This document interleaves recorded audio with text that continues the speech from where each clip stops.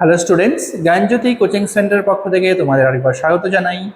আমি রাজীব স্যার এবং আজকে আমরা আলোচনা করব এসকেবিইউ ইউনিভার্সিটির আন্ডারে তোমরা যারা পলিটিক্যাল সায়েন্সে ফোর্থ সেমিস্টারের জন্য পড়াশোনা করছো তাদের জন্য আজকে মেজর পেপার 5-এর যে টপিকটা রয়েছে সেটা হলো রাজ্য প্রশাসনে মুখ্য সচিবের ভূমিকা। ঠিক আছে, তো প্রত্যেকটি রাজ্যে হচ্ছে কি সচিবালয় গঠন করা হয়ে থাকে এবং এই সচিবালয়ের যে মুখ্য সচিব রয়েছে তাকে কিন্তু কিছু রাজ্য প্রশাসনের ক্ষেত্রে বিভিন্ন ধরনের কাজ করতে হয়। ঠিক আছে, তো এই কাজগুলো কি রয়েছে, তিনি কি ভূমিকা পালন করে সেটা আজকে আমরা আলোচনা করব, যেটা থাকবে তোমাদের ফোর্থ সেমিস্টারের মেজর পেপার 5-এর টপিক।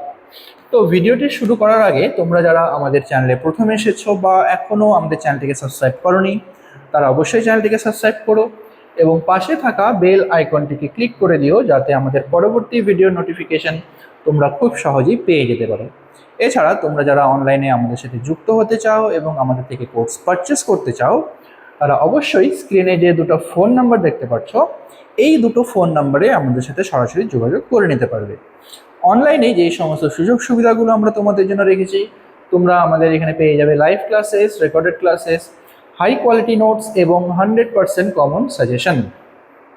এছাড়া মেজর স্টুডেন্টদের জন্য পুরো সেমিস্টারের অল সাবজেক্টের কোর্স ফি রাখা হয়েছে শুধুমাত্র 1199 এবং মাইনর স্টুডেন্টদের জন্য এই কোর্স ফিটা রাখা হয়েছে শুধুমাত্র 699। এছাড়া গুগল প্লে স্টোরে আমাদের একটা অ্যাপ্লিকেশন রয়েছে, তো যেই অ্যাপ্লিকেশনটার নাম হলো পিস্টিকল এডুকেশন। তো এই অ্যাপ্লিকেশনটা ডাউনলোড করেও তোমরা আমাদের সাথে যুক্ত হতে পারবে এবং অ্যাপ্লিকেশনের মাধ্যমে আমাদের বিভিন্ন কোর্সগুলো, আলাদা আলাদা যে সাবজেক্টের কোর্সগুলো রয়েছে সেই কোর্সগুলোর অ্যাক্সেস গ্রহণ করতে পারবে। তো চলো এবার মেন টপিক যেটা রয়েছে আমাদের সেই টপিকে আসা যাক। তো সচিবের ভূমিকা কি রয়েছে রাজ্য প্রশাসনের ক্ষেত্রে। দেখো, তো রাজ্য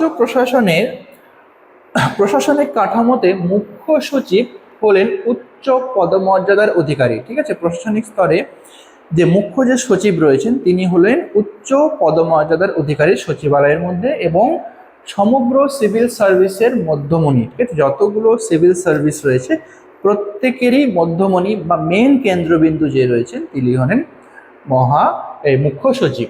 তিনি মূলত রাজ্যের প্রশাসনিক যন্ত্রের চালিকা শক্তি হিসেবে কাজ করে থাকেন। ঠিক আছে, রাজ্যের প্রশাসনিক শক্তি হিসেবে কিন্তু তিনি কাজ করে থাকেন। তো প্রথম যেটা রয়েছে মুখ্যমন্ত্রীর প্রধান উপদেষ্টা। তো ঠিক আছে, তো সচিবের যে প্রথম কাজটা রয়েছে এখানে দেখা যাচ্ছে সেটা হলো মুখ্যমন্ত্রীর প্রধান উপদেষ্টা, principal adviser of the CM বা চিফ মিনিস্টার। মুখ্য সচিব হলেন মুখ্যমন্ত্রীর প্রধান প্রশাসনিক পরামর্শদাতা। ঠিক আছে, প্রশাসনিকভাবে যতগুলো পরামর্শ দান করতে হয় আমাদের সিএমকে, তো তিনি মুখ্য সচিব কিন্তু এই পরামর্শ দান করে থাকে। ঠিক আছে, রাজ্যের প্রশাসনিক নীতি নির্ধারণ, জরুরি পরিস্থিতির মোকাবিলা করার জন্য, তারপরে গুরুতর সিদ্ধান্ত গ্রহণের ক্ষেত্রে তিনি মুখ্যমন্ত্রীকে প্রয়োজনীয় তথ্য এবং যুক্তি দিয়ে সাহায্য করে থাকেন। যতগুলো প্রশাসনিক ক্ষমতা, প্রশাসনিক ব্যাপারে যদি কোনো ধরনের অসুবিধা দেখা দেয় বা আপৎকালীন কোনো যদি পরিস্থিতি দেখা দেয় তাহলে মুখ্য সচিব আমাদের যে রয়েছে সিএমকে, ঠিক আছে, তিনি সমস্ত ধরনের দিক থেকে বা তথ্য এবং যুক্তি দিয়ে মুখ্যমন্ত্রীকে সাহায্য করে থাকেন। মুখ্যমন্ত্রী এবং প্রশাসনের মধ্যে তিনি একটি সেতু বন্ধন হিসেবে কাজ করে থাকেন। ঠিক আছে, তো মুখ্যমন্ত্রীর সাথে প্রশাসনের যাতে সঠিকভাবে মেলবন্ধন সারাক্ষণ থেকে থাকে, মেলবন্ধন হয়ে থাকে, তো সেই বিষয়টা কিন্তু দেখাশোনা করে মুখ্য সচিব। দ্বিতীয় নম্বরে রয়েছে মন্ত্রিসভার সচিব হিসেবেও কিন্তু মুখ্য সচিব কাজ করে থাকেন। তিনি যে রাজ্য মন্ত্রিসভার সচিব হিসেবে কাজ করে থাকেন। ঠিক আছে, প্রত্যেকটা রাজ্যে রাজ্য মন্ত্রিসভা থাকে এবং সেই মন্ত্রিসভার মুখ্য সচিব হিসেবে কিন্তু সচিবালয়ের যে মুখ্য সচিব রয়েছে তিনি কাজ করে থাকেন। মন্ত্রিসভার বৈঠকের আলোচনা সূচি তৈরি করা এবং সবার কার্য বিবরণী তারপরে লিপিবদ্ধ করা এবং মন্ত্রিসভায় গৃহীত সিদ্ধান্তগুলো সংশ্লিষ্ট দপ্তরগুলোতে যাতে সঠিকভাবে পালন করে তা নিশ্চিত করা হলো তার অন্যতম কাজ।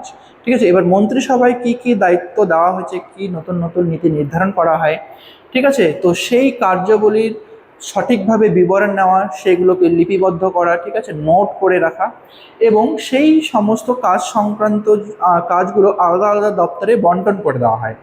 এবার সেই কাজগুলো প্রত্যেকটা দপ্তর সঠিকভাবে পালন করছে কিনা এই সমস্ত জিনিসগুলো দেখার দায়িত্বে কিন্তু থাকে হলো মুখ্য সচিব। ঠিক আছে। আচ্ছা, তো নেক্সট নাম্বার যেটা রয়েছে আমাদের কাছে সেটা হলো প্রশাসনিক প্রধান এবং সমন্বয়কারী। তো সরি, রাজ্যের সমস্ত আইএএস এবং অন্যান্য সিভিল সার্ভিস অধিকারীকে প্রধান হলেন মুখ্য সচিব। রাজ্যে যতগুলো আইএএস থাকে এবং যতগুলো সিভিল সার্ভিস রয়েছে আলাদা আলাদা, সমস্ত ক্ষেত্রে কিন্তু মুখ্য সচিব প্রধান হিসেবে কাজ করে থাকেন। এবার এখানে সমন্বয় সাধন কী করে করে দেখো, যে সরকারের বিভিন্ন দপ্তরের মধ্যে অনেক সময় কাজের সংঘাত বা মত পার্থক্য দেখা যায়। ঠিক আছে, এটা হতেই পারে, সরকারের আলাদা আলাদা দপ্তরে কখনোই কিন্তু তাদের মধ্যে মতের মিল নাও থাকতে পারে। তো এক্ষেত্রে কখনো যদি এই সমস্ত মত পার্থক্য দেখা দেয়, তখন মুখ্য সচিব অন্তঃবিভাগীয় বৈঠকের মাধ্যমে এই সমস্ত সমস্যার সমাধান করেন এবং কাজের সমন্বয়কে বজায় রাখেন। ঠিক আছে, তো কখনো যদি মত পার্থক্য দেখা দেয় তাহলে মুখ্য সচিব কী করে, মুখ্য সচিব একটা অন্তঃবিভাগীয় বৈঠক আয়োজন করেন এবং এই বৈঠকের মাধ্যমে সেই যে মীমাংসা রয়েছে বা মত পার্থক্য দেখা দেয় সেইগুলোকে সঠিক করার চেষ্টা করে থাকেন বা এই সমস্ত বিষয় কাজ তিনি করে থাকেন।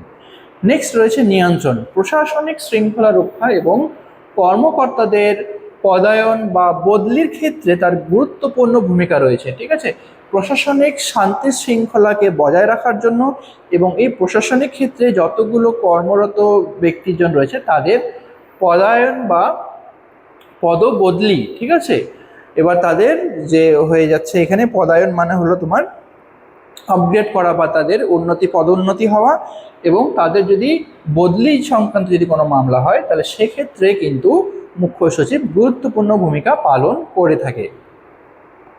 আচ্ছা, এরপরে যেটা রয়েছে সেটা হলো সংকটকালীন পরিচালক। এবার সংকটকালীন পরিস্থিতিতেও কিন্তু মুখ্য সচিব হলো মুখ্যমন্ত্রীর সাথে পরামর্শ করে কিন্তু বিভিন্ন ক্ষেত্রে সাহায্য করে থাকেন। যেমন প্রাকৃতিক বিপর্যয় যতগুলো দেখা যায়, বন্যার সময় বা ঘূর্ণিঝড় যদি কোনো প্রাকৃতিক বিপর্যয় এই সমস্ত হয় সেক্ষেত্রে, বা আইন শৃঙ্খলার চরম অবনতির মতো জরুরি অবস্থা, মুখ্য সচিব ক্রাইসিস ম্যানেজার হিসেবে অন্তর্ভুক্ত হন। ঠিক আছে, ক্রাইসিস ম্যানেজার হিসেবে তিনি কাজ করে থাকেন। যে যতগুলো প্রাকৃতিক বিপর্যয় যদি দেখা যায় বা যদি আইন শৃঙ্খলা যদি চরম অবনতি সম্পর্কে সম্বন্ধিত কোনো যদি অচলা অবস্থার সৃষ্টি হয় তাহলে সেক্ষেত্রে কিন্তু মুখ্য সচিব ক্রাইসিস ম্যানেজার হিসেবে ভূমিকা পালন করে থাকে। তিনি বিভিন্ন স্তরে দপ্তরের কাজ তদারকি করেন এবং ত্রাণ এবং উদ্ধার কাজের সরাসরি নির্দেশ দেন। কখনো যদি এই সমস্ত প্রাকৃতিক বিপর্যয়ের জন্য কখনো ত্রাণ যদি দানের ব্যবস্থা করতে হয় বা উদ্ধার কাজের যদি ব্যবস্থা করতে হয় তাহলে এক্ষেত্রে কিন্তু মুখ্য সচিব যিনি রয়েছেন তিনি বিশিষ্ট ভূমিকা পালন করে থাকে এই সমস্ত ব্যাপারে। আচ্ছা, নেক্সটে রয়েছে কি কেন্দ্র রাজ্য সম্পর্কের যোগসূত্র। কেন্দ্রের সাথে রাজ্যের যোগসূত্র যাতে সঠিকভাবে বজায় থাকে সেই ক্ষেত্রেও কিন্তু মুখ্য সচিব এখানে ভূমিকা পালন করে থাকে। রাজ্য সরকারের পক্ষ থেকে কেন্দ্র সরকারের সাথে যোগাযোগ রক্ষার প্রধান মাধ্যম হলো মুখ্য সচিব। ঠিক আছে, তো রাজ্য সরকারের সঙ্গে রাজ্য সরকারের সাথে কেন্দ্র সরকারের যে যোগসূত্র স্থাপন করার মূল এখানে কেন্দ্রবিন্দুতেই কিন্তু মুখ্য সচিব রয়েছেন। ঠিক আছে, তো রাজ্য এবং কেন্দ্র সরকারের মধ্যে যোগাযোগ সম্পর্কটাকে বজায় রাখেন তিনি। বিভিন্ন জাতীয় স্তরের সম্মেলন তিনি রাজ্যের প্রতিনিধিত্ব করেন এবং কেন্দ্রীয় অনুদান বা পরিকল্পনাকে রূপায়ণের সমন্বয়কারী হিসেবে তিনি কাজ করে থাকেন। নেক্সট রয়েছে যে বাকি যে অন্যান্য কি গুরুত্বপূর্ণ কাজ তিনি করে থাকেন সেগুলো। তো প্রথম যেটা হলো অবশিষ্ট ক্ষমতার অধিকারী। তো অবশিষ্ট ক্ষমতার অধিকারীতে বলা হয়েছে যে সচিবালয়ের যে বিষয়গুলো নির্দিষ্ট কোনো দপ্তরের অধীনে পড়ে না। ঠিক আছে, এমন কিছু কিছু বিষয় থাকে সচিবালয়ের ক্ষেত্রে যে ওটা কোনো একটি বিশিষ্ট দপ্তরের মধ্যে পাঠানোর কোনো সেইভাবে থাকে না, বিষয় কিন্তু কোনো বিষয় থাকে না। তো সেই ক্ষেত্রে সেই ব্যাপার বা সেই সমস্ত বিলগুলোকে বা সেই নীতি নির্ধারণগুলোকে কিন্তু তাদের যে অবশিষ্ট ক্ষমতা বা অবশিষ্ট যে সেই বিলের ব্যাপারে কিছু উপদেষ্টা দিতে হয় সেই ক্ষেত্রে কিন্তু মুখ্য সচিবই সেই ভূমিকাটা পালন করে থাকে। তো সেই কাজগুলো সরাসরি মুখ্য সচিবের তত্ত্বাবধানে পরিচালিত হয়। তিনি সেই কাজকর্মগুলোকে দেখেন এবং তার মাধ্যমেই সেই কাজকর্মগুলোকে পরিচালনা করতে হয়। সেই কাজগুলো কিন্তু আলাদা কোনো দপ্তরে পাঠানো হয় না। ঠিক আছে, নেক্সট হলো জনসংযোগ। গুরুত্বপূর্ণ সরকারি সিদ্ধান্ত বা জরুরি ঘোষণা অনেক সময় তার মাধ্যমেই জনগণের কাছে পৌঁছায়। কোনো গুরুত্বপূর্ণ সিদ্ধান্ত যদি জনগণদেরকে পৌঁছানোর দায়িত্ব থাকে বা কোনো জরুরি ঘোষণা যদি জনগণকে জানানোর দরকার পড়ে, তাহলে এক্ষেত্রে কিন্তু সমস্ত এই দুটো বিষয় কিন্তু জনগণের কাছে পৌঁছে দেওয়ার যে দায়িত্বটা, সেই দায়িত্বটা কিন্তু মুখ্য সচিবের কাছেই থাকে। ঠিক আছে, তো এটাই ছিল তোমাদের আজকের আলোচনার বিষয়। ভিডিওটি যদি তোমাদের ভালো লেগে থাকে তাহলে অবশ্যই লাইক আর কমেন্ট করো। দেখা হবে পরবর্তী ভিডিওতে নতুন কোনো টপিক নিয়ে। ততক্ষণ পর্যন্ত ভালো থেকো, সুস্থ থেকো।